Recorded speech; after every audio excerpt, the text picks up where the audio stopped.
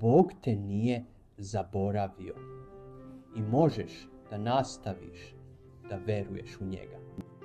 Psalam 3 je još jedan psalam ili poput pesme Davida, cara Davida.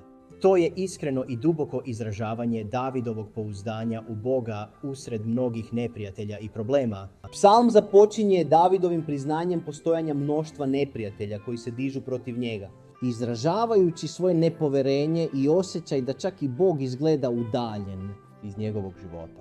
Uprkos izazovima i okolnostima, David se obraća Bogu u molitvi, prepoznajući Boga kao štit i Davidov izvor izbavljenja i slobode. U ovom drevnom psalmu, U pesmi David razmišlja o Božjoj vernosti u prošlosti i crpi snagu iz uverenja da ga Bog neće napustiti.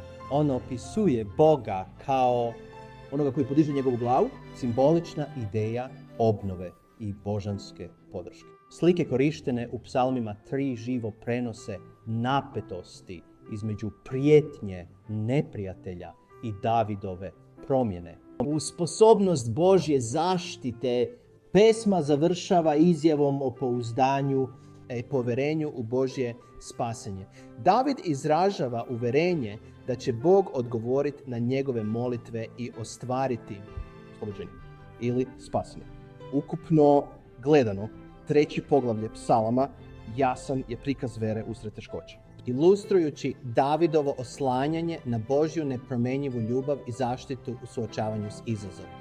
Ako ste poverovali u Boga, Vi kao ide pak David može to znati da iako možda jeste na mračnom mjestu s onim što se čini kao da je sio svet protiv tebe, možeš znati ovo. Bog te nije zaboravio i možeš nastaviti da se uzdaš u njega